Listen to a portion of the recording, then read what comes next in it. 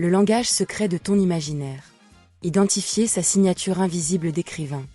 Version audio de l'article numéro 7 dans la catégorie « Découvre ton archétype d'écrivain » du blog de l'éditrice. L'article s'appuie sur les concepts du livre Écrivain 10 façons d'exister et invite les lecteurs à découvrir leur propre archétype créatif. L'éditrice vous souhaite une agréable écoute. One, two, three, four.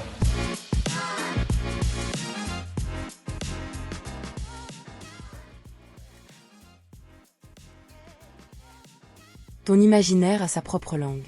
Tu ne l'as peut-être jamais étudiée, mais tu la parles depuis toujours.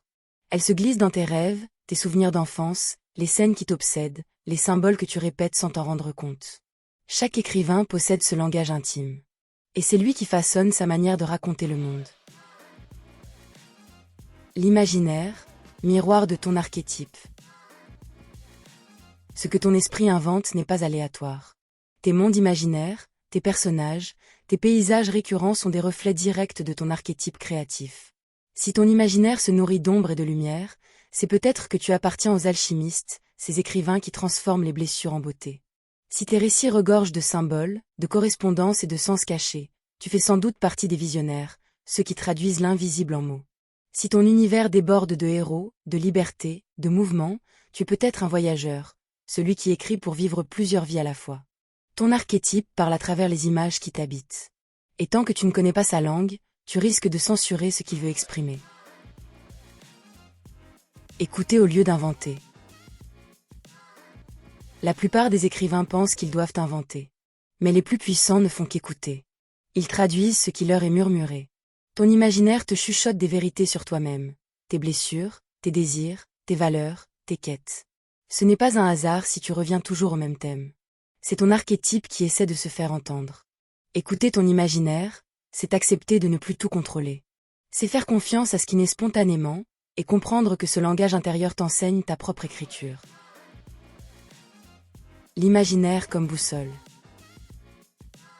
Quand tu reconnais la signature de ton imaginaire, tu ne cherches plus ta voix, tu la vois. Tu comprends enfin pourquoi certaines histoires t'appellent et d'autres t'ennuient.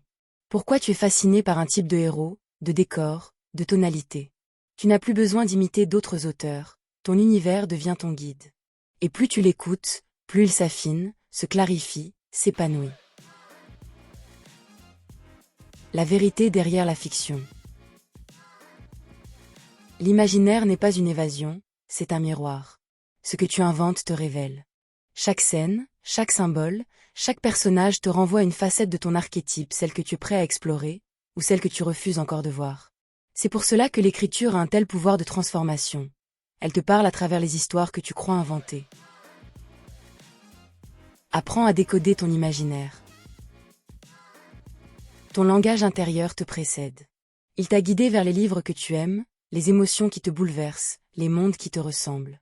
Il t'attend, encore, dans chaque phrase que tu n'as pas osé écrire. Découvre ton archétype d'écrivain pour comprendre enfin la grammaire de ton imaginaire et laisse ton univers intérieur redevenir ce qu'il a toujours été, ta vraie langue maternelle. Ce test offert par l'éditrice est composé de 24 questions essentielles. Tu peux le retrouver à la page 41 du livre Écrivain 10 façons d'exister et il est également disponible directement sur le site de l'éditrice. Ce podcast vous a été offert par l'éditrice et nous vous remercions pour votre écoute. Retrouvez toujours plus d'infos et de ressources pour savoir qui vous êtes lorsque vous écrivez directement sur le site de l'éditrice.